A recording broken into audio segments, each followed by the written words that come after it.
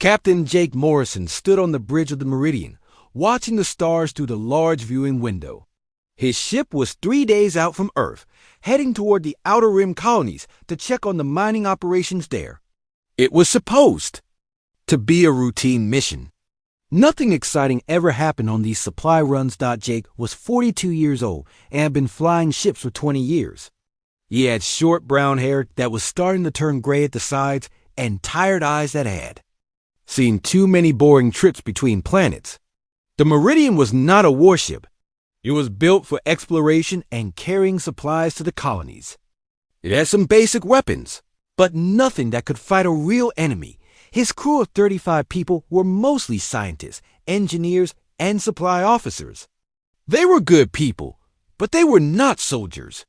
Jake often wondered if he should have stayed in the Earth Defense Force instead of taking this quiet job with the Colonial Service. The bridge was peaceful that morning. Communications Officer Tracy Williams sat at her station, listening to the usual radio chatter from nearby ships. Engineer Ryan Murphy was checking the engine reports. Everything was normal until Tracy suddenly sat up straight in her chair. "Captain," she said, her voice tight with worry, "I'm picking up something strange on the long-range sensors." Jake walked over to her station. "What kind of strange?" Tracy's fingers moved quickly over her controls. "Multiple contacts, sir. Big ones. They just appeared at the edge of our sensor range, near the New Haven colony." Jake felt his stomach drop. New Haven was the largest human settlement in this sector, home to almost 1 million people. "How many contacts?" "At least 50 ships, sir. Maybe more." Tracy looked up at him with wide eyes. "Captain, these are not human ships." Jake moved to the main tactical display. The screen showed dozens of red dots arranged in perfect military formation around New Haven. The ships were huge, much larger than anything in the human fleet. Jake had never seen anything like them.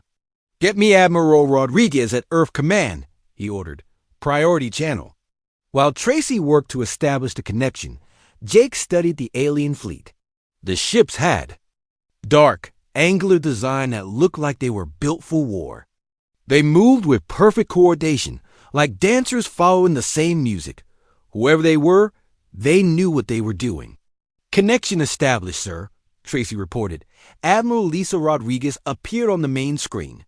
She was a stern woman, in her 50s with gray hair pulled back in a tight bun. Jake had known her for 10 years, and he had never seen her look worried. Today she looked terrified.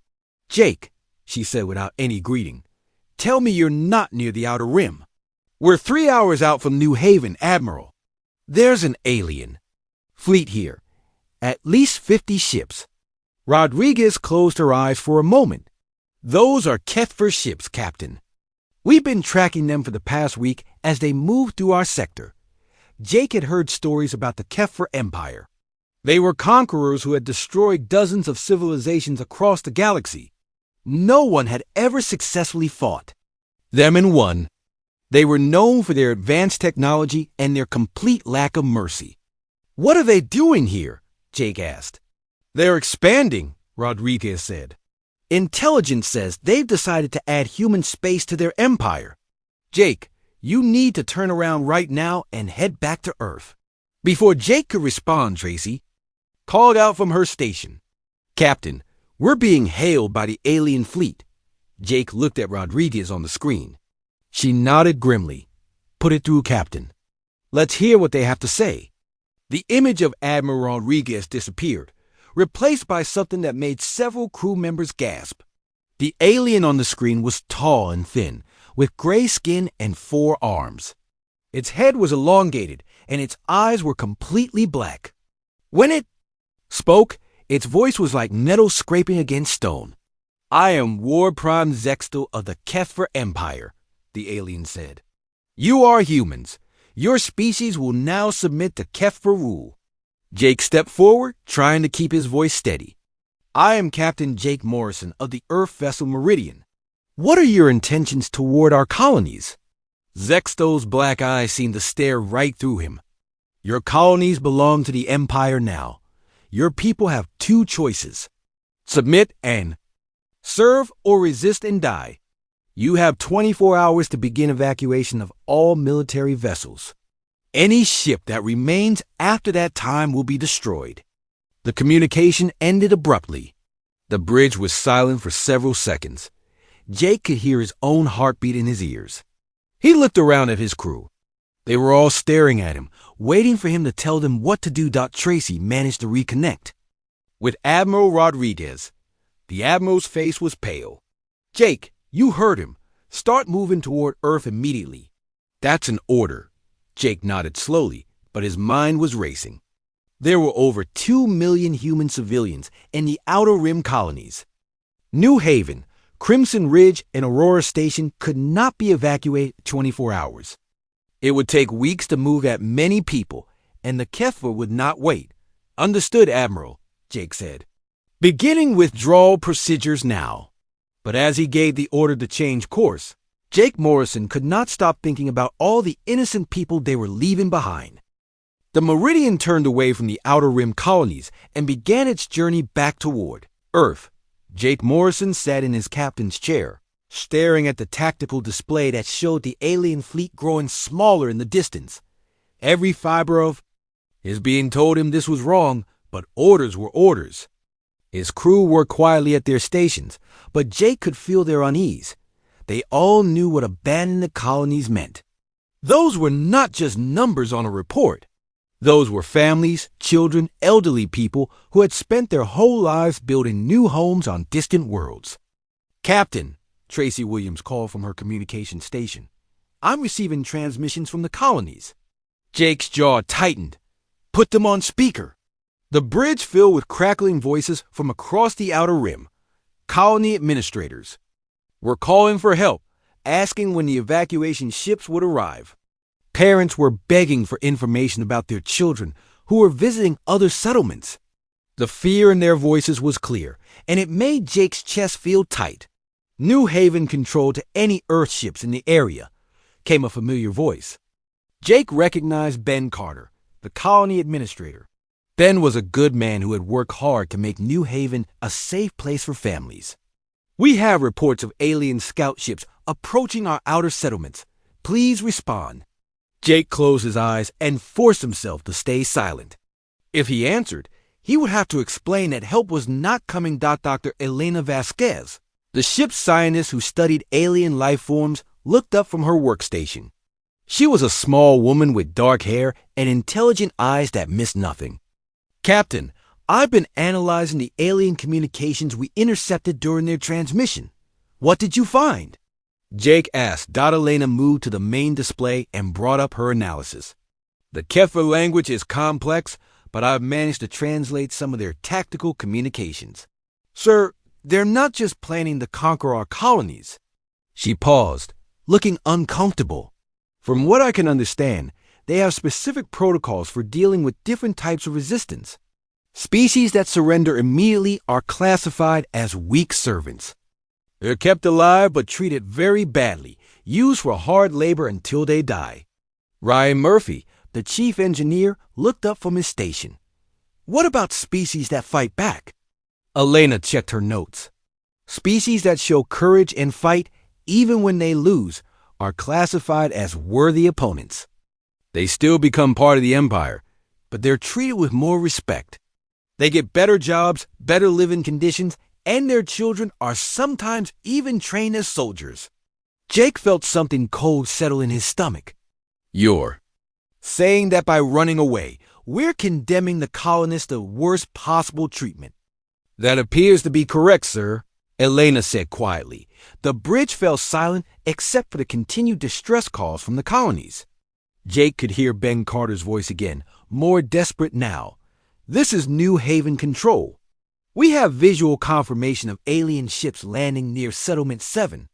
They appear to be conducting raids. Please, if anyone can hear this, we need help." Tracy turned to Jake with tears in her eyes. "Captain, Settlement 7 has 3,000 people.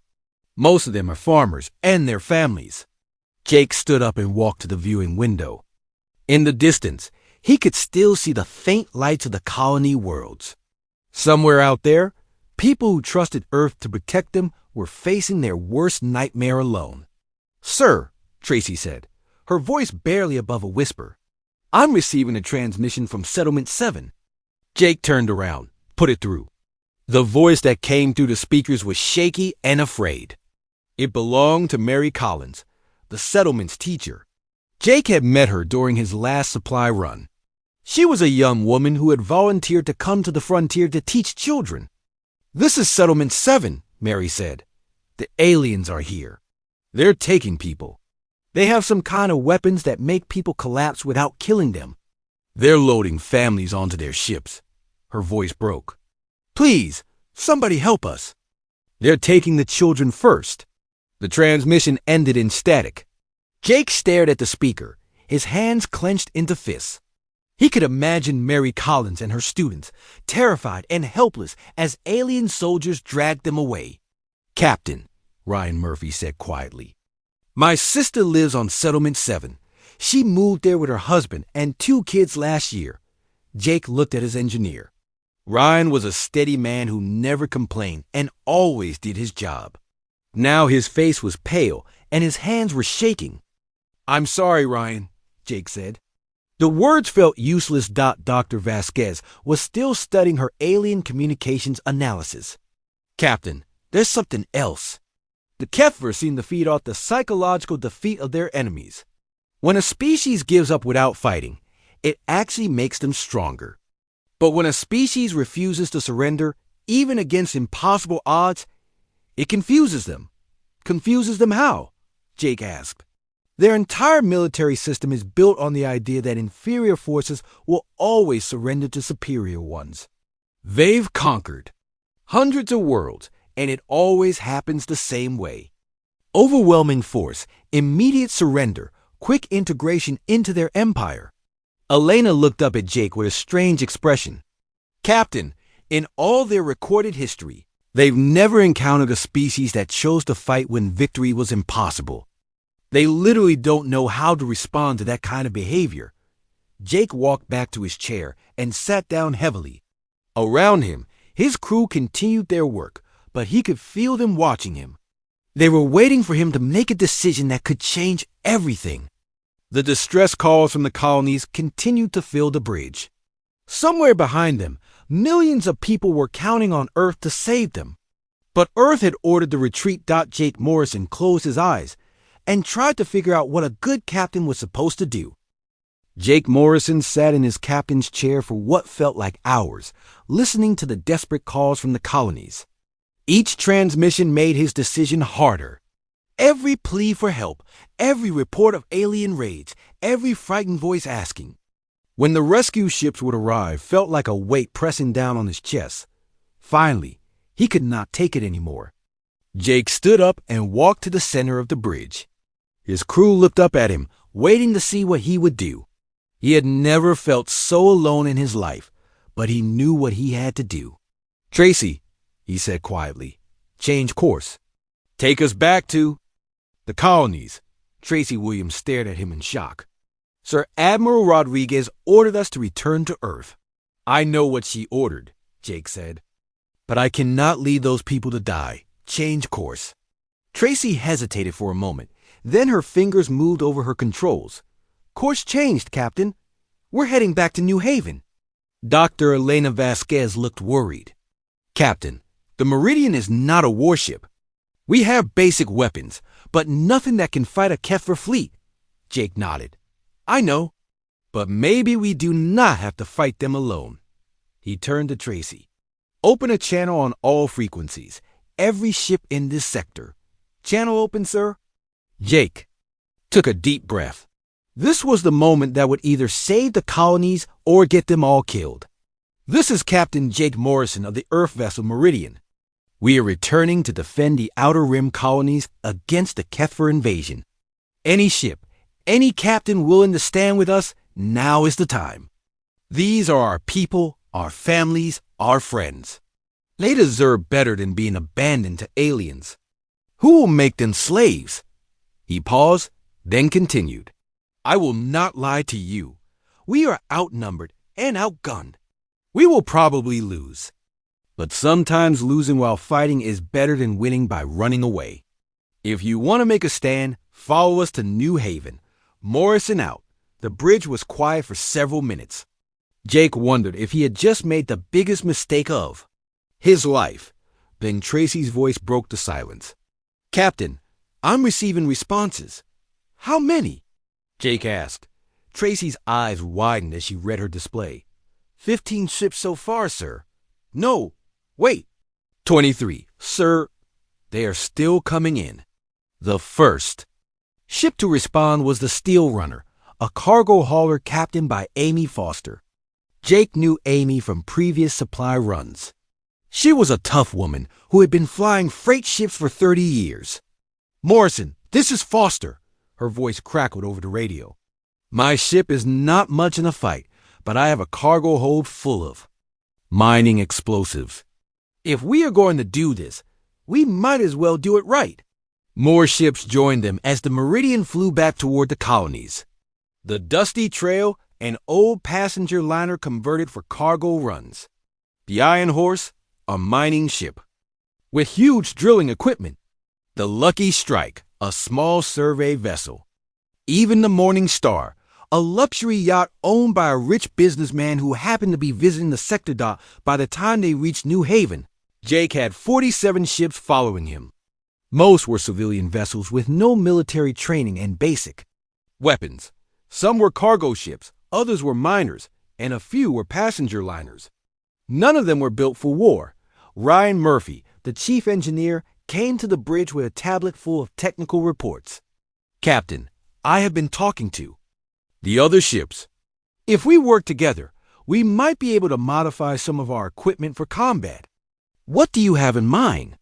Jake asked. Ryan showed him the tablet. "The mining ships have powerful cutting lasers. We can boost their power and use them as weapons.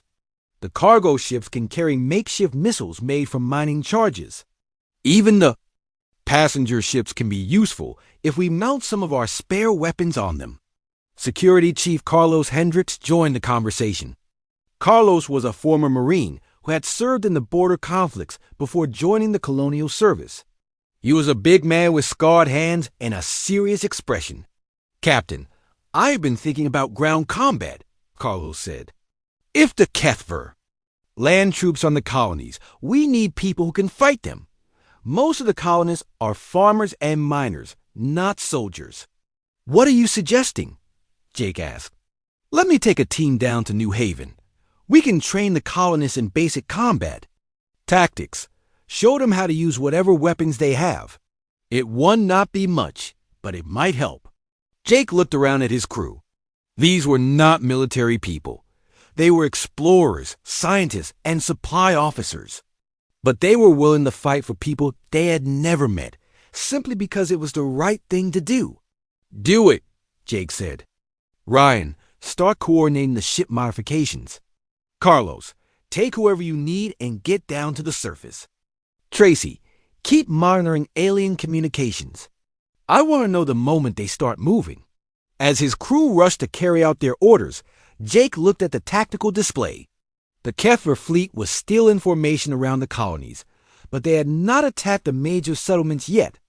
Maybe they were waiting to see if the humans would really abandon their people. Well, Jake thought, they were about to find out that some humans did not know how to give up. The makeshift human fleet spread out around New Haven, preparing for battle they could not win. But Jake Morrison felt better than he had in hours. Whatever happened next, they would face it standing up. The human fleet reached New Haven just as the sun was setting on the colony world.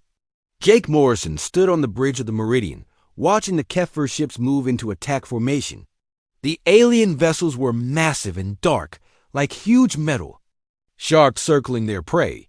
"Captain," Tracy Williams reported from her station, "the alien fleet is beginning their assault. They're targeting the orbital defense platforms first." Jake watched as beams of purple energy shot out from the Kethver ships, destroying the small defense stations around New Haven in seconds. The platforms had been built to stop pirates and raiders, not a full military invasion. They never had a chance. "All ships, this is Morrison," Jake said over the radio. Remember the plan? Hit fast, hit hard, and do not stay in one place too long. We cannot match their firepower, so we have to be smarter than them. The plan was simple because it had to be. The human ships would attack in small groups, strike quickly, and then retreat before the aliens could respond. It was not a military strategy that would be taught in any academy, but it was all they had. Amy Foster's voice came over the radio from the steel runner. Morrison, I'm starting my run on the big one. If this works, it's going to be spectacular. If it does not work, well, it was nice knowing you all. Jake watched as the steel runner accelerated toward the largest Kefir ship, a massive dreadnought that was twice the size of any human vessel. Amy had filled her cargo holds with mining explosives and turned her ship into a giant bomb. Amy, you do not have to do this, Jake said over the radio.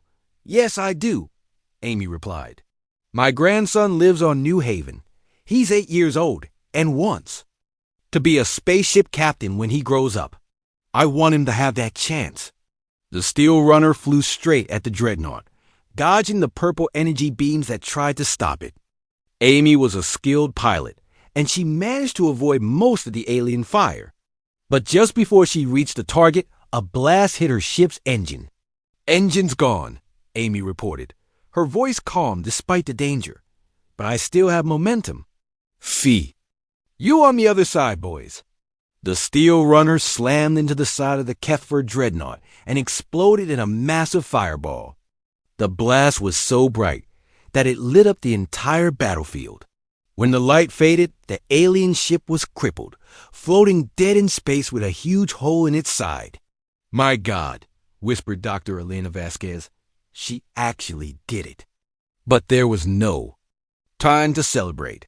The other Kefir ships were already responding to the attack. Purple energy beams lanced out in all directions, trying to hit the smaller human vessels that were darting around like angry bees. Nicole Brooks, piloting a modified mining ship called the Rock Crusher, led a group of 3 ships in an attack. On another alien vessel, Nicole was only 25 years old, but she had been flying mining ships since she was 18. She knew how to make her ship do things that should have been impossible. This is Brooks, she said over the radio. Going in with the drilling formation. If we can get close enough, these mining lasers might actually hurt them. Nicole's ship dove toward a Kefir cruiser, followed by 2 other mining vessels. The aliens fired at them, but the mining ships were small and fast. They managed to get close enough to use their cutting lasers on the alien hull. The mining lasers were designed to cut through solid rock, and they worked surprisingly well on alien armor. Nicole's team managed to punch several holes in the cruiser before they had to retreat. On the surface of New Haven, Marine Lieutenant Kevin Adams was leading a group of colonists in a desperate ground battle. The Kefir had landed troops near the main settlement, and Kevin was trying to slow them down with hit-and-run tactics. Remember what I taught you, Kevin shouted to the farmers and miners who were fighting beside him. Stay low, shoot fast, and then move. Do not try to be heroes. Just stay alive and make them work for every inch. The colonists were not soldiers, but they knew their own land better than the aliens did.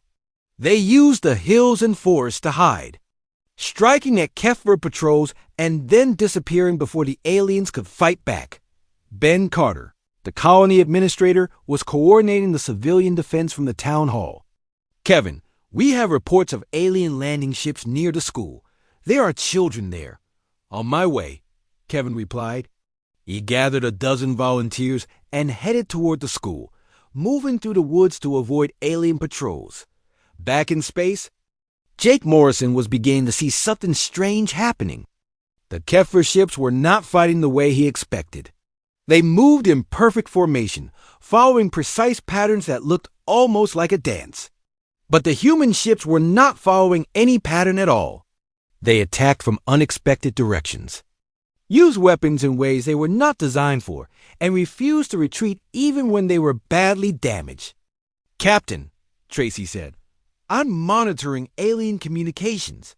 They seem confused by our tactics. Jake looked at the tactical display.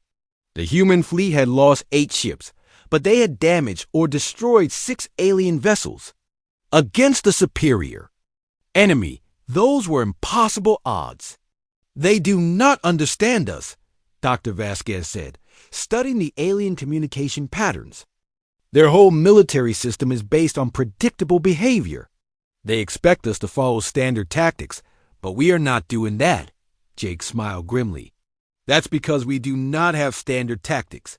We are making this up as we go along. The battle continued to rage around New Haven. Human ships darted between the massive alien vessels like tiny fighters taking on giants. On the ground, colonists fought desperately to protect their homes and families. It was chaos, but it was human. Chaos. And for the first time since the aliens arrived, Jake Morrison began to think they might actually have a chance. 3 days into the battle for New Haven, something unexpected began to happen.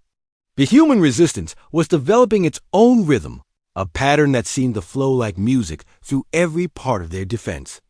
Jake Morrison noticed it first during a coordinated attack on a Kefir supply convoy.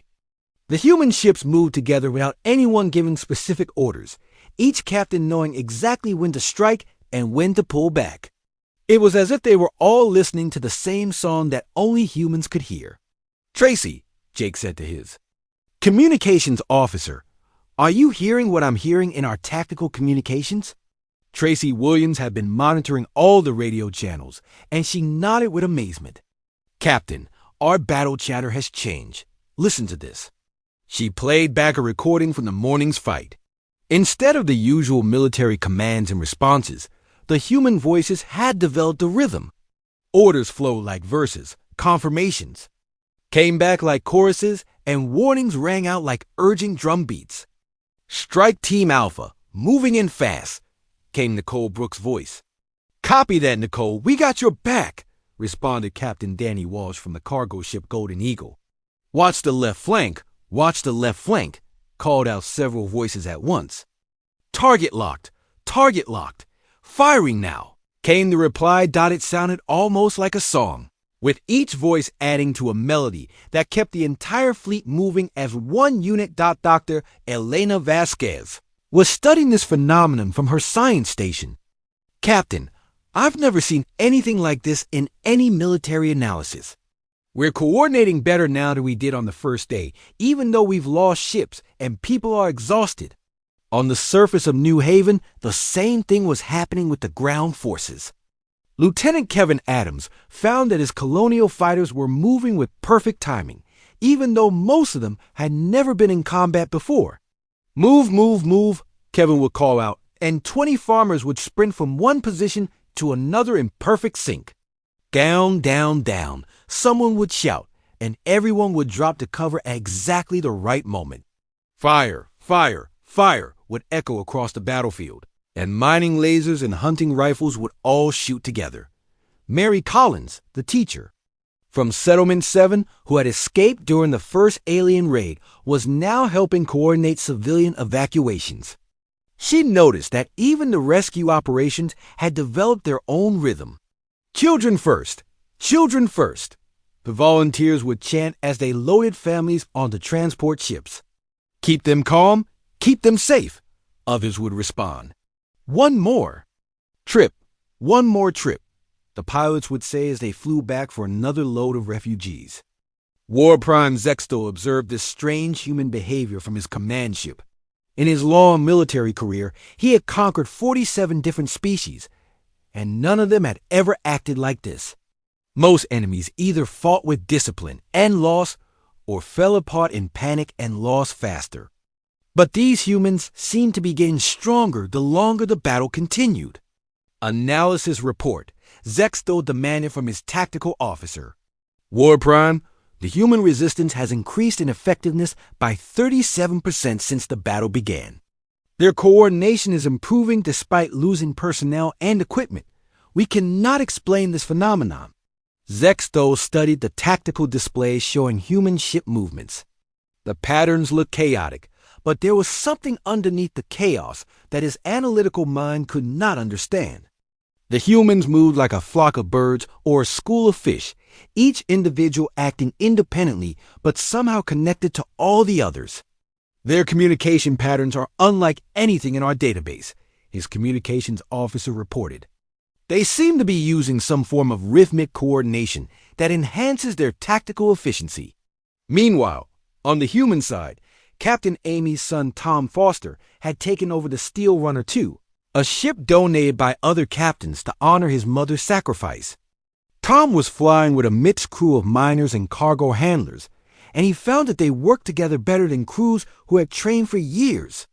"It's like we're all dancing to the same music," said Lisa Park, a young engineer who had volunteered from a passenger ship. "I know what everyone's going to do before they do it." Ryan Murphy, still coordinating ship modifications from the Meridian, noticed the same thing in his engineering teams. "Captain, the repair crews are working faster than should be possible. They're anticipating each other's moves, sharing tools without being asked, finishing each other's sentences." Tracy Williams was analyzing the communication patterns in real time.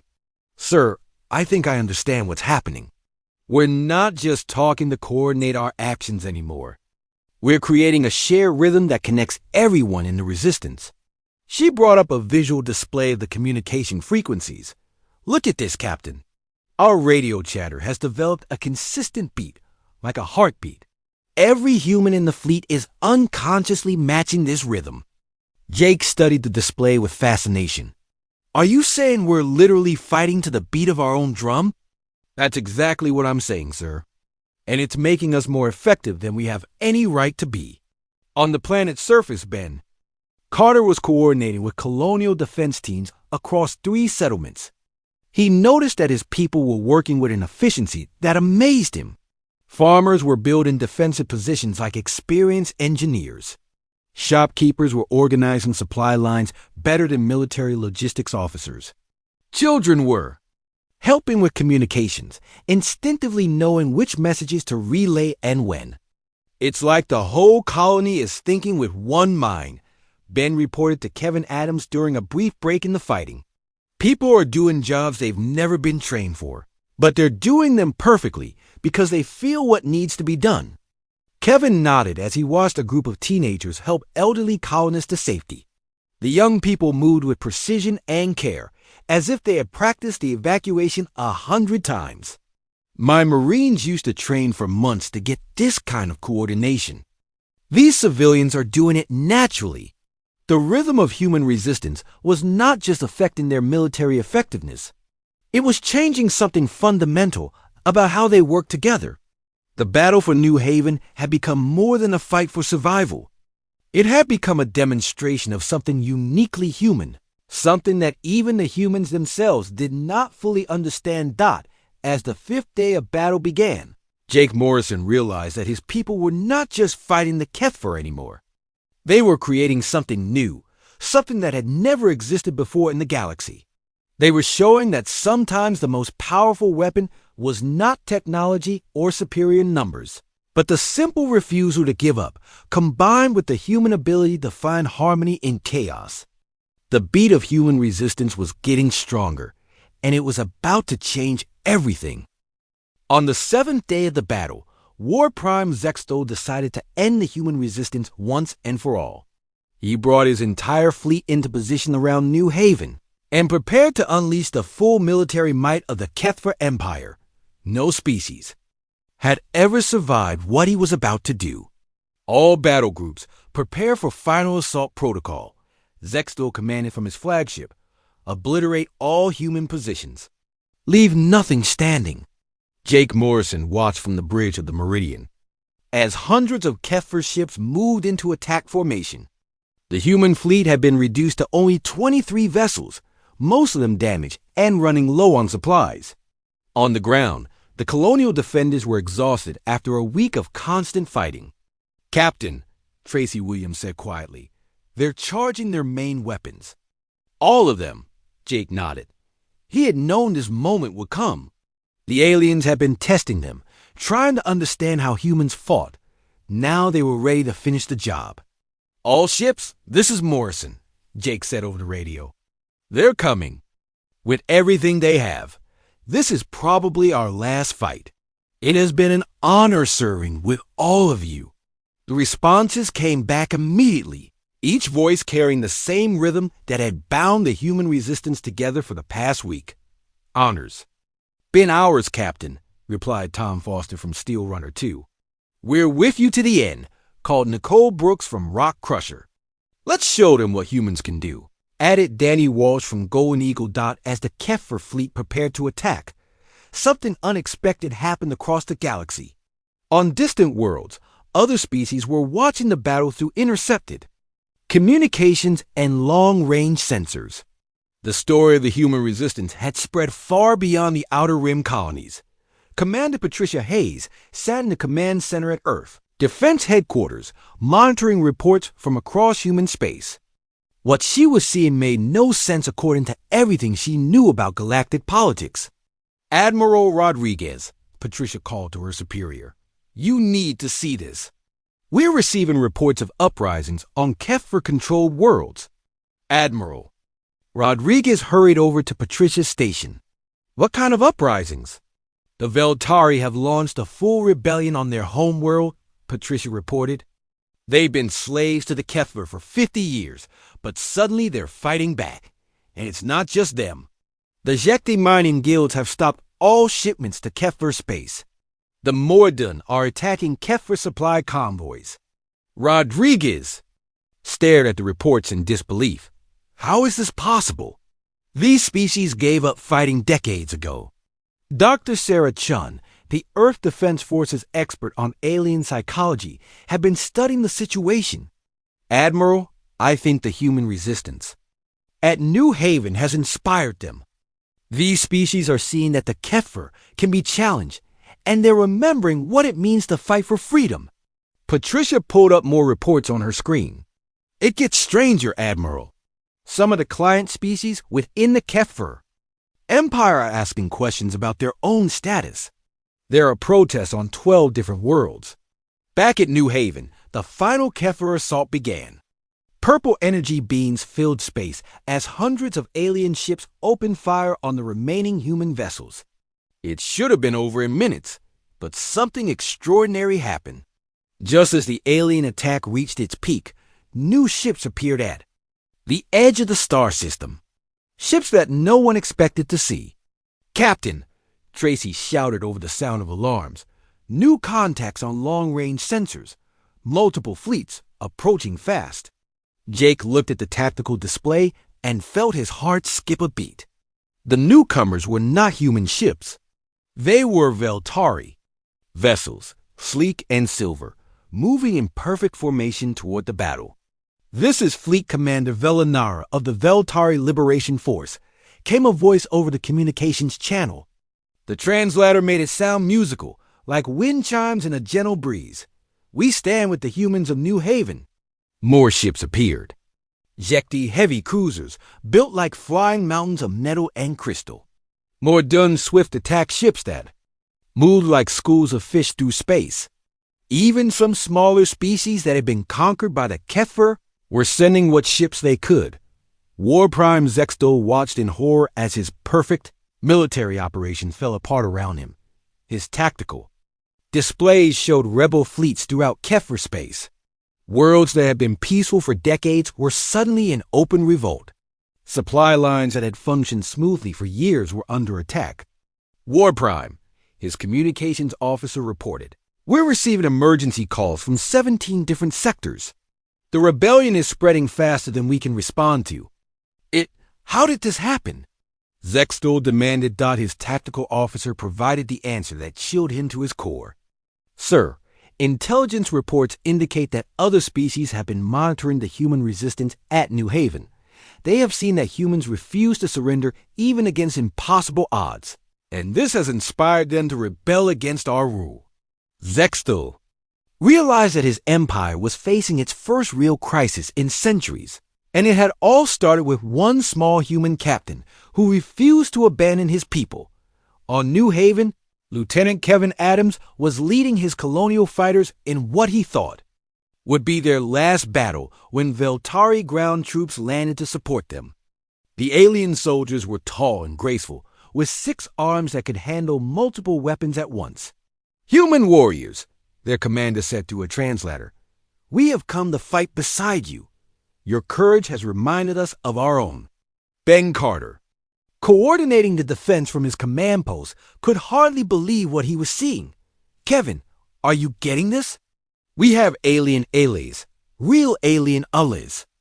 In space, Jake Morrison found himself commanding not just human ships, but a mixed fleet of rebels from across the galaxy. The Veltari ships moved with elegant precision. The Jekti vessels provided heavy firepower, and the Mordan craft darted between enemy ships like deadly dancers. "All Allied ships," Jake said over the radio, "let's show the Kethver what happens when free people stand together." The tide of battle turned in minutes. The Kethver fleet, designed to fight disciplined military forces, could not cope with the chaotic cooperation of multiple species working together. Each allied race brought different tactics and technologies, creating a combined fighting force that was unpredictable and devastating. War Prime, Zexto faced a choice that no Kethver commander had ever confronted. He could continue fighting and watch his empire collapse around him, or he could do something that went against every principle of Kethver military doctrine. He could retreat. For the first time in Kethver history, a War Prime gave the order to withdraw from a battle they could have won. As his fleet pulled back from New Haven, Zexto knew that everything had changed. The galaxy would never be the same again. 6 months after the battle for New Haven, Jake Morrison stood in the Great Assembly Hall on the neutral world of Harmony Station. He wore the uniform of an admiral now, but he still felt like the same ship captain who had once carried supplies. To distant colonies dotted around him sat representatives from dozens of species that had never worked together before. Reltari delegates with their 6 graceful arms, Jekti miners who looked like walking mountains, swift Mordan pilots who could barely sit still, and many others. At the center of it all were the humans who had started everything with their simple refusal to give up. "The Galactic Liberation Council will now come to order," announced Fleet Commander Velinara, who had been elected as the first chairman of the new alliance. Her translated voice still sounded like music to Jake's ears. The past 6 months had been a whirlwind of change. After the Kethver withdrawal from New Haven, rebellions had erupted across their empire. Worlds that had been slaves for generations suddenly remembered what freedom meant. The Kethver military, built for conquering new territories, proved unable to handle multiple uprisings happening at the same time. War Prime Zexto himself had requested a meeting with Jake 3 months ago. The alien commander looked tired and older when he appeared on the communication screen in Jake's office. "Admiral Morrison," Zexto had said, "I wish to discuss terms." Jake had been surprised by the formal respect in the alien's voice. "What kind of terms? A ceasefire? Perhaps more than that. My empire is falling apart, and I believe it is because we never understood what we were truly fighting. The negotiation had taken weeks. The Kethver Empire did not disappear overnight, but it began changing into something completely different. Worlds that had been forced into slavery were given the choice to leave or stay as equal partners. Many chose to stay, but now they worked together, instead of being ruled by Fear Dr. Elena Vasquez, now serving as Earth's chief advisor on alien relations, had explained it to Jake during one of their planning sessions. The Kethver built their entire society on the idea that strength meant the ability to make others submit. But we showed them a different kind of strength, the strength to keep fighting for what's right even when you cannot win. Today's council meeting was historic. For the first time in galactic history, dozens of species were sitting down as equals to decide how they would work together. There were no empires giving orders, no conquered peoples taking commands, just free worlds choosing cooperation over conquest. "We gather here today," Velinara continued, "because one human captain refused to abandon his people, because farmers and miners chose to fight trained soldiers, because cargo ship captains decided to stand against warships. The lesson we learned is simple. Sometimes the only way to win is to refuse to lose." Ben Carter, now serving as the representative for all human colonies, stood up to address the assembly. We did not set out to change the galaxy. We just wanted to protect our families and our homes. But what we discovered is that courage is contagious. When one person stands up, others remember how to stand up too. Jake thought about all the people who had made this moment possible. Amy Foster, who had sacrificed her life to damage the first Kepler ship. Nicole Brooks, who had led mining ships against military cruisers. Kevin Adams, who had trained farmers to fight alien soldiers.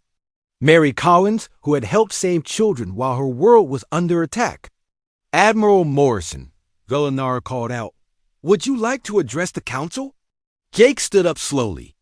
Public speaking had never been his favorite part of command, but he had something important to say. 6 months ago, I was just a supply ship captain who made a choice that probably should have gotten everyone killed. I decided to go back and fight for people I barely knew against an enemy I could not defeat. He looked around the assembly hall at all the different species who had come together. What I learned is that humans are not special because we are stronger or smarter than anyone else. We are special because we are stubborn. When everything looks hopeless, when the smart thing to do is give up, humans have this annoying habit of refusing to quit. There was something like laughter from several species around the room. But the most important thing I learned, Jake continued, is that this stubbornness is not just human. Every species in this room has the same capacity for courage. You just needed to be reminded that it was still there. The council spent the next 3 days working out the details of their new alliance. They established trade agreements that benefited everyone equally. They created a mutual defense pact that would protect smaller worlds from future conquerors. Most importantly, they set up a system where every world could make its own choices about how to live. The Kepler were invited to join as equal partners. Many of their worlds accepted, eager to try cooperation instead of conquest. Zexto himself became an advisor on military defense, using his knowledge to help protect freedom instead of destroy it. As the council session ended, Jake walked out onto the observation deck of Harmony Station. Through the windows, he could see ships from dozens of different worlds. They moved together in formations that would have been impossible before, each species contributing its own strengths to the common good. Tracy Williams joined him at the window. She was now Admiral Morrison's chief communications officer, and she had been studying the way different species work together. "Admiral," she said, "I've been analyzing our joint operations. The same thing that happened at New Haven is happening everywhere. Different species are finding their own rhythm of cooperation." Jake smiled as he watched a Veltari escort ship flying in formation with a human cargo vessel and a Jekti mining ship. "You mean we are all learning to dance to the same music?" "Exactly, sir. The beat that started with one captain's refusal to give up has become a rhythm of freedom that reaches across the galaxy. And every time someone new learns to hear it, the music gets stronger." Jake Morrison looked out at the stars and thought about how much had changed. The galaxy was no longer a place where the strong ruled the weak. It had become a place where free people chose to work together, creating something better than any of them could build alone. The beat of human stubbornness had become the heartbeat of galactic freedom.